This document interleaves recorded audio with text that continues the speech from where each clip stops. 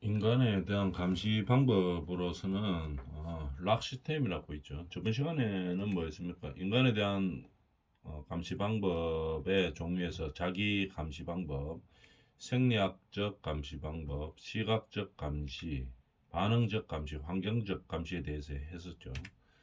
그거와 마찬가지로 락 시스템, 이거는 그냥 뭐 어떤 용어만 어디 사이에서 보는 거냐, 그 정도만 알면 됩니다.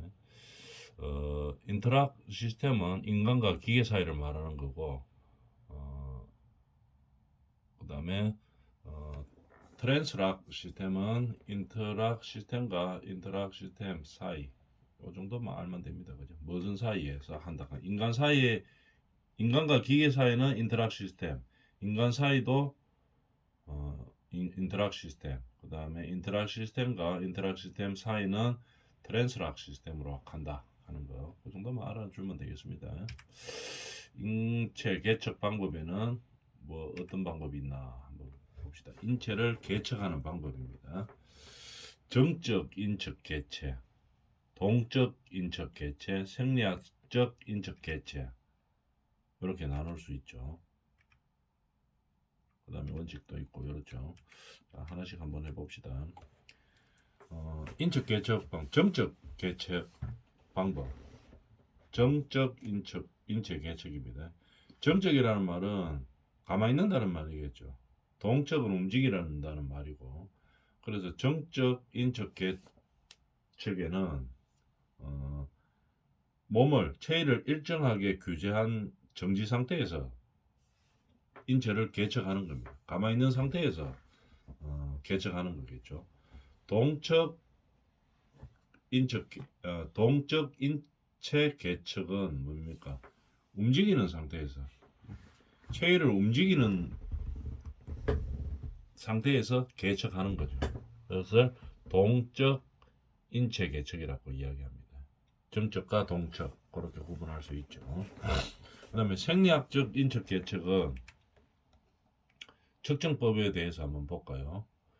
동적 근력 작업. 제목을 보면 알 수 있죠. 대충. 동적 근력 작업입니다. 움직일 때 근력이 어떻게 작업하느냐, 그걸 말하는 거죠. 움직일 때니까 에너지 대사량과 산소 소비량, 그 다음에 이산화탄소 배출량, 호흡량, 맥박수, 이런 걸 보고 하는 거겠죠. 움직일 때 근력의 작업을 측정하는 방법이죠. 움직임으로 인해서 근력을 측정하는 방법입니다. 근력 작업을 측정하는 방법. 정적 근력 작업은 반대로 움직이지 않고 가만히 있는 상태겠죠. 가만히 있는 상태의 에너지 대사량과 맥박수와의 상관관계, 시간적 경과, 건전도 측정, 뭐 이런 것을 말하는 겁니다. 뭐가 있다 하는 정도만 알아놔주면 되겠습니다. 왜냐면 읽어보면 대충 알기 때문에. 신경적 작업, 신경적 작업입니다. 맥박이나 진포, 그 다음에 피부 전기 반사 등을 측정하여 신경적 작업에 대해서 측정을 하는 겁니다. 그 다음에 심적 작업은 말 그대로 긴장감을 측정하는 거겠죠. 심적 작업. 그 다음에 작업부와 피로, 는 뭐냐? 호흡량, 건전도, 플리크 값을 측정하는 거다. 그 다음에 긴장감은 맥박수나 GSR, 피부 전기 반사로 한다 하는 거. 요 정도 그냥 뭐가 어떻게 측정한다 하는 거 정도만 알아주고 넘어가주면 되겠습니다. 플리크 테스트, 전멸 융합 주파수라고 표시하는데, 뭐냐 하면은, 우리가, 예를 들어서, 빛이죠, 빛. 이것을 깜빡깜빡거릴 때, 켰다 껐다 할 때, 깜빡깜빡거릴 때, 일정한 속도로 계속 전멸시키면은, 처음에는 어떻게 되는가 하면은, 반짝반짝반짝 이렇게 보입니다. 근데 이걸 갖다가 계속하면, 속도를 증가시키면 어떻게 됩니까? 반짝반짝하는 거를 껐다 켰다 하는 거를 계속 속도를 증가시킵니다. 껐다 켰다 이게 상당히 빨라지죠. 그러면 어떻게 됩니까? 껐다 켰다가 아니고 그냥 켜져 있는 것처럼 보이게 됩니다. 이런 것을 갖다가 플리크 테스트라고 이야기합니다. 전멸 융합 주파수. 그 다음에 이때의 빈도, 헤르츠, 이때의 전멸 빈도를 융합 빈도라고 하고, 전멸 빈도 몇 헤르츠로 하면 한 점으로 보이는 값을 포리그 값이라고 합니다. 그러면 어떻게 하면 전멸되는 빛을 껐다 켰다 하는 것을 상당히 빨리 한다 이 말이죠. 갈수록 빨리 막 해가지고, 그럼 처음에 천천히 껐다 켰다 할 때는 반짝반짝거리는 것처럼 보이죠. 그런데 이게 속도가 막 빨라져 가지고 계속 켜져 있는 것처럼 보일 때 그 값을, 그 헤르츠 값을 프리그 값이라고 한다 이 말이겠죠. 이 프리그 값은 항상 일정하지는 않습니다. 모든 게 다 일정하지 않고 필요 상태에 따라 그 값이 바뀌는 거겠죠. 이렇게 바뀐다 이 말입니다.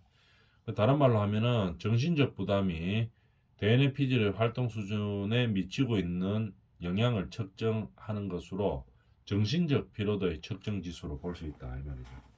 그래서 우리가 사람 인체를 계측하는 방법 중에 하나죠. 이런 것들이 정신적 피로도를 측정할 때 어떻게 하느냐, 전멸융합 주파수법으로 한다 이 말입니다. 그럴 때 플리그 테스트를 한다 이런 얘기겠죠. 하는 방법은 아까 이야기했다시피 빛을 일정한 속도로 껐다 켰다 하면은 처음에는 반짝반짝거리는 걸로 보이죠. 그렇게 하다가 계속 켜져 있는 것처럼 보일 때 그때를 그때의 주파수 빈도를 빈도를 측정하는 거겠죠. 이걸 갖다 플리그 테스트라고 합니다. 그 다음에 한 점으로 보이는, 전멸되는 것처럼 보이지 않고 한 점으로 보이는 값을 플리그 값이라고 이야기하죠. 이 플리그 값으로 사람 인체가 정신적 피로도를 측정한다고 이 정도만 알아놔주면 되겠습니다. 그러면 우리가 인체를 계측하는 인체 계측 응용 3원칙에 대해서 한번 볼까요? 최대치수와 최소치수, 조절범위, 평균치를 기준으로 한 설계. 이게 그냥 시험에 좀 잘 나옵니다. 이게 인체 계측의 응용 3원칙은 인체 계측할 때 응용할 수 있는 3원칙을 적어라. 아니 다음 중 아닌 것은 이래가 뭐 다른 거 하나 적어 놓겠죠. 최대치수와 최소치수, 조절범위 설계, 평균치를 기준으로 한 설계. 이것도 뭐 설계로 이야기하는 거죠. 최대치수 설계, 최소치수 설계, 조절범위 설계 이렇게 이야기합니다. 그러면 다음 중 해당하지 않은 거, 요 세 개하고 나머지 하나 적어놓고 아닌 거 찾는 거, 그죠? 그리고 이 자체를 이해하나 못하나 묻는 거는 자주는 안 나옵니다. 그래도 한 번씩 나오죠. 그래서 이해를 한번 해보면 최대치수 설계와 최소치수 설계에 대해서 한번 보면 최대치수 설계는 우리가 인체 계측을 할 때 뭐를 응용하는가 하면은 우리가 보통 출입문 높이 있죠. 방문 같은 거 출입문 높이를 최대치수 설계로 합니다. 더 크게 할 필요는 없는 거죠. 그래서 최대치수로 설계를 하죠. 문 같은 게 높이가 얼마입니까? 우리는 일반적으로 2m 10, 2100mm를 설계를 합니다. 이런 것들이 최대치수 설계의 예의죠. 가장 인체를 고려했을 때 가장 최대치수로 설계를 하는 거겠죠. 출입문의 높이 같은 거. 아니면은 뭡니까? 위험구역의 울타리 높이. 보통 일반적으로 위험구역의 울타리 높이를 보통 1500 아니면 1800으로 하죠. 그죠? 좀 안전하게 하면 1800으로 합니다. 그러면은 이게 사람의 뭐를 키나 이런 것을 고려해서 울타리 높이를 잡았는 거죠. 1800, 1m 80cm죠. 1800으로 해놓으면 그거 넘어갈 사람들이 잘 있겠습니까? 별로 없겠죠. 그죠? 그래서 보통 설계 기준을 인체를 고려해서 응용해서 하는 거겠죠. 그래서 최대 치수 설계를 할 때는 뭐 출입문의 높이라든지 위험구역의 울타리 높이를 설계할 때 그런 인체를 계측을 응용해서 하는 거겠죠. 그럼 최소치 설계는 어떤 것이 있나 한번 볼까요? 반대로 최소 설계할 때는 예를 들어서 우리가 선반의 높이를 잡는다고 생각해 봅니다. 부엌 같은데 뭐 선반 아니면 또 우리가 저 우리가 제조업하는데 뭐 선반의 높이를 잡으려고 하죠. 선반의 높이를 그러면 얼마로 해야 되느냐? 최소치로 설계를 합니다. 사람이 물건을 들어 올리는 선반의 높이 이런 거는 최소치로 하는 거겠죠. 최대치로 하지는 않습니다. 최소한 요 정도는 올려야지 활용 가능성이 있다. 이런 얘기죠.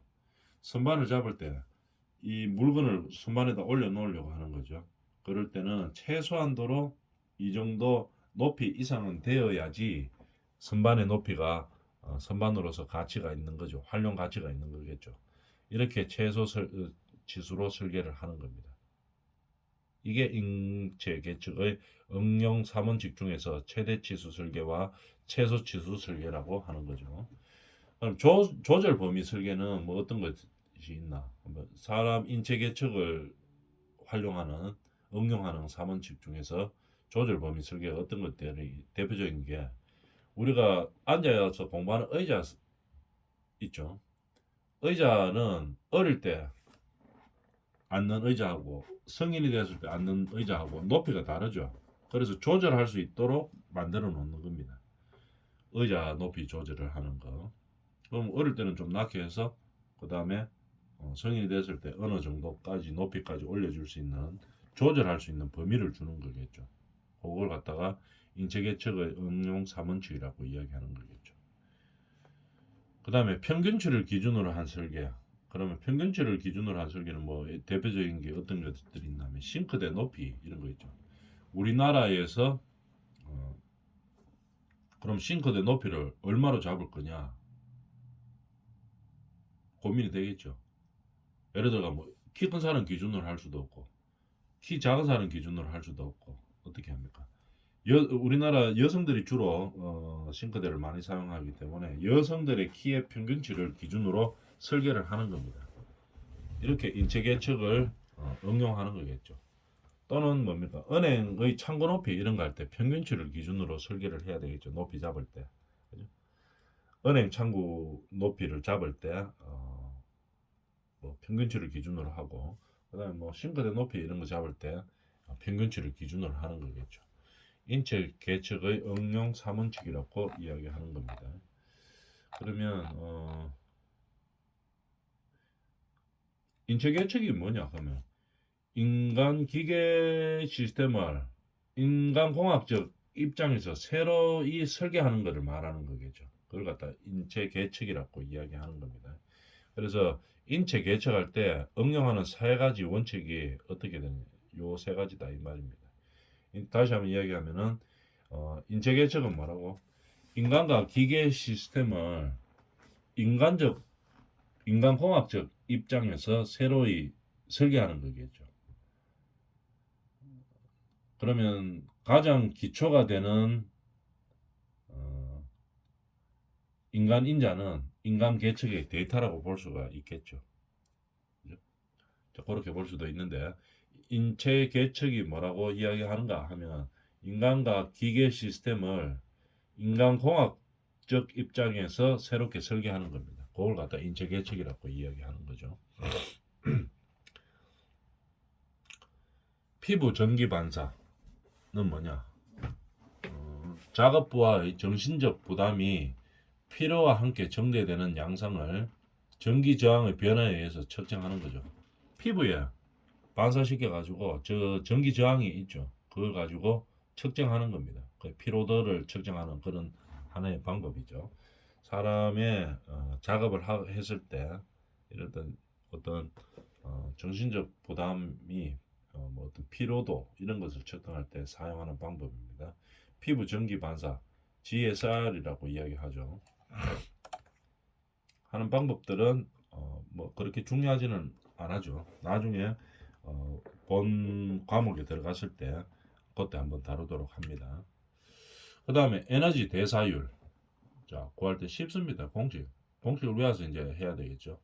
에너지 대사율은 뭐냐? 기초 대사량분의 작업 대사량입니다.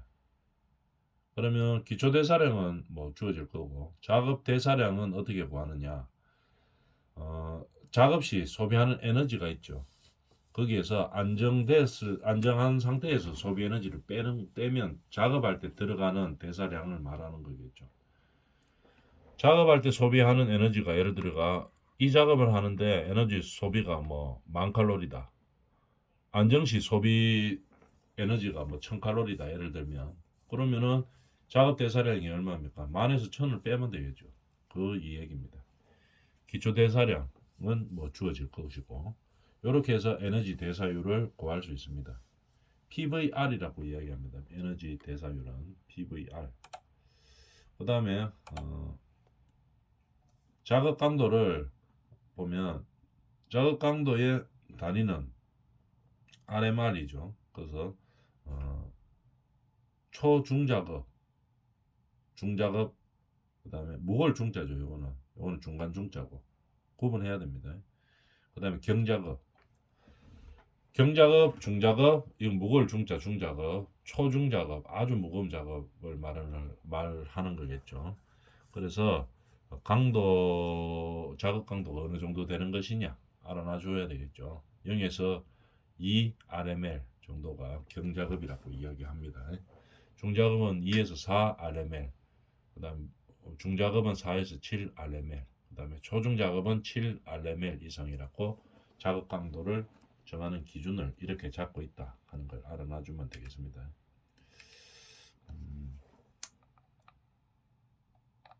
그 다음에 기초대사량 구하는 방법이죠. 주어지든지 아니면 이런 게 주어지죠. 주어지면 구하면 되죠. 공식을 넣어가지고 기초대사량 몸의 표면적을 미터 제곱으로 고친 거죠. 그걸 갖다 A라고 하고 기초대사량 구하는 방법입니다. 신장하고 체중이 있으면 구할 수 있는 거겠죠. 기초대사량. 요 공식대로 해서 구하면 되고 그 다음에 산소 호흡량 소비량도 요 공식대로 그냥 넣어줘서 구해주면 되겠습니다. 흡기량 곱하기 75는 배기량 곱하기 N2, N2% 이제 이런 식으로 구해주면 되겠죠. 공식을 근데 뭐 그렇게 뭐 시험 치는 데는 그렇게 많이 중요한 것은 아닙니다. 산소 소비량이 이렇게 된다 하는 거를 알아놔 주면 되겠죠. 만약에 시험을 친다 이렇게 되면 이 공식들 많은 것들을 다 외울 수는 없죠. 그러면은 그 시험 칠 때 자주 출제에 나오는 빈도들이 높은 공식들이 몇 가지로 추려지죠. 그 공식들 한 10개 안쪽이죠. 우리가 인간공학과 시스템공학에서 보면은 공식으로 문제를 푸는 문제가 서너 문제 정도 나옵니다. 두세 문제 정도. 그 중에서 늘 나오는 문제들이 공식이 한 10개 정도 있어요. 10개에서 뭐 한 15개 그 사이인데 보통 한 10개 정도가 많이 나오죠. 그 안에서 돌고 돕니다. 그렇기 때문에 나중에 시험 준비할 때는 그 자주 나오는 공식들을 암기해가지고 문제를 풀면 되겠죠. 나오는 공식을 다 외울 수는 없습니다. 어떻게 이해만 하고 그 다음에 출제 빈도가 높은 공식을 외워서 이제 우리는 자격증 시험에 임하는 거죠. 그 다음에 작업 공간. 그러면 우리 작업 공간 뭐 이렇게 보면 우리가 그럼 인간공학이 뭐를 하는 공학입니까? 이렇게 생각할 수도 있죠. 처음에 개론이기 때문에. 그래서 개념을 잡는 거기 때문에 뭐 간단하게 한번 보겠습니다. 예를 들어 이런 겁니다. 요 그림 보이죠? 조금 더 키워볼까요? 좀 더 크게 가보면 이런 식으로 예를 들어서 우리가 작업하는데 공간이 어떻게 해야지 인간에게 편하게 할 수 있냐 그거를 연구하는 게 인간공학입니다. 거기에 맞춰서 시스템으로 설계를 하는 거죠. 그게 시스템공학이라고 보면 되겠죠. 그러면 예를 들어서 작업용 의자입니다. 그런데 사무용이나 뭐 학교용 의자는 우리가 뭘 합니까? 용도에 따라서 사무용이나 학교용 의자는 우리가 앉아서 공부하거나 뭐 이 사무용은 뭐 일하거나 이렇게 하죠. 이럴 때 가장 편안한 각도가 어떤 것이냐 이런 거를 연구하는 거죠. 그런 학문입니다. 그걸 찾아내는 게 인간공학입니다. 그러니까 우리가 실험이나 어떤 연구를 통해서 우리가 결론을 찾아보면은 공부할 때 또는 우리가 사무 일을 할 때 어떤 자세로 하는가 이거를 연구를 하는 거죠. 그래서 이렇게 보통 공부할 때 이래 뒤로 휴식할 때처럼 이래 완전히 뒤로 제껴서 하는 공부하는 사람들은 거의 없죠. 없습니다. 그죠? 딱 정자세로 앉아서 작업을 하는 경우가 제일 많죠. 학습할 때 또는 사무 일을 할 때는 말합니다. 그때 필요한 높이, 사람의 가장 적당한 높이, 390에서 420 정도의 의자의 높이에서 각도, 손각도 이런 것들을 연구하는 겁니다. 그 다음에 다리의 각도, 어떻게 됐을 때 가장 편안하게 사용할 수 있다. 그 다음에 이 척추를 얼만큼 넘어뜨리는 게 가장 효율적으로 할 수 있다. 이런 것들을 연구하는 게 인간공학입니다. 그 다음에 경작업을 할 때 보면 요보다는 조금 더 뒤로 넘어갔네요. 각도가 똑바로 선 게 아니고 조금 넘어가 있죠. 100에서 105도로 척추 각도가 넘어가는 겁니다.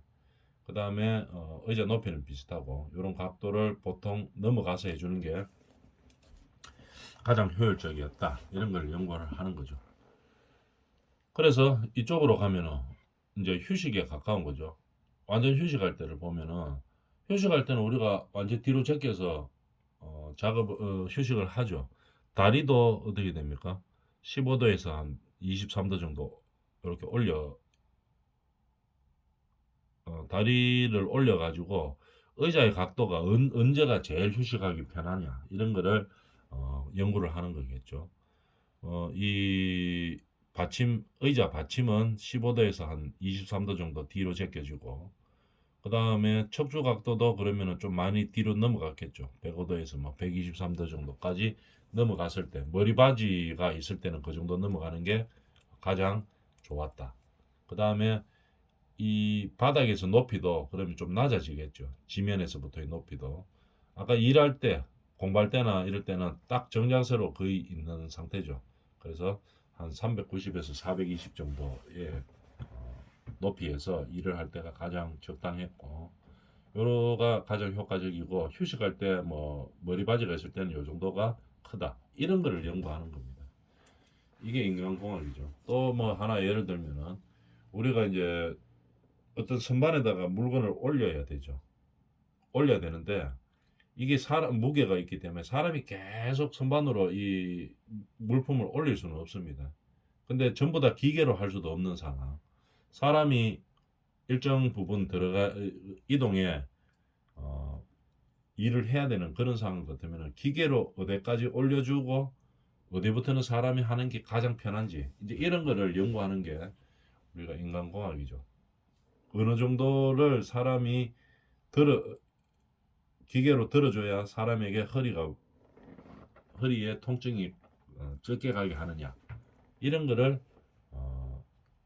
연구하는 게 인간공학입니다. 자, 그러면 작업 공간도 마찬가지입니다. 우리가 작업을 할 때 어떻게 해야지 작업이 가장 원활하게 돌아가느냐? 그건 뭐에 따라서 다르겠습니까? 작업을 서서 하느냐, 아니면 작업을 앉아서 하느냐, 그죠? 앉아서 하느냐, 아니면은 뭐 뭐 누워서 하는 작업은 별로 없으니까 뭐 고려하지 않아도 되겠죠. 그러니까 작업을 서서 할 때, 그 작업대의 높이를 어떻게 잡을 것이냐 이런 걸 말하는 겁니다. 앉아서 할 때, 그러면 옆에 사람들하고 여러 명 할 때는 옆에 사람하고 긁어치지 말아야 되겠죠. 그럴 때 그 작업 공간을 어떻게 잡을 것이냐. 또는 여러 명 할 때는 그렇고 아니면 작업을 할 때 혼자 하는 작업들도 있죠. 앉아서 혼자 하는 작업. 이럴 때는 작업 공간의 여유를 어떻게 해소해야 될 것이냐. 이런 거를 이제 연구하는 게 우리 인간공학입니다. 그 중에서 이제 작업 공간을 할 때 우리가 어떻게 나누나 한번 볼까요? 크게 작업 공간, 그 다음에 작업 동작 범위 뭐 이런 식으로 나누게 되겠죠. 의자의 설계 원칙, 부품 배치 원칙 이런 식으로 나누게 됩니다. 그러면 우리가 작업 공간을 나눌 때 가장 크게 나눌 수 있는 게 서서 하느냐 작업을 앉아서 하느냐 이거를 나눌 거고 또는 서서 하거나 앉아서 할 때 정밀하게 작업을 하는 것이냐 가벼운 작업을 할 것이냐 아니면 힘이 많이 들어갈 것이냐 그거를 가지고 이제 우리가 공간을 구분을 해야 되겠죠. 보통 정밀 작업할 때는 우리 작업대를 어떻게 합니까? 한번 그냥 상식적으로 한번 생각해 보면 작업대의 높이를 정밀 작업할 때는 팔꿈치 높이보다 어떻게 해야 될까요? 정밀 작업을 할 때 가만히 생각해보면 팔꿈치보다 조금 높아야지 정밀 작업하는 데 쉽죠. 10에서 한 20cm 정도 보통 높입니다. 그죠? 그렇게 작업대를 만들어주는 것이 가장 좋다 이런 얘기겠죠. 그 다음에 가벼운 작업을 할 때는 어떻게 팔꿈치 힘이 좀 들어가는 작업이 있죠. 뭐 이런 거 할 때는 팔꿈치보다 좀 낮게 합니다. 한 10cm 정도 낮게 하고 조그만 힘이 들어갈 때 가벼운 힘이 들어갈 때 그 다음에 힘이 많이 드는 작업할 때는 팔꿈치 높이보다 좀 많이 낮아야 됩니다. 한 10에서 30cm 정도 낮고 하도록 뭐 이런 것들을 연구하는 겁니다. 그래서 이 작은 공간에 대해서 자세한 것은 다음 시간에 보도록 합니다.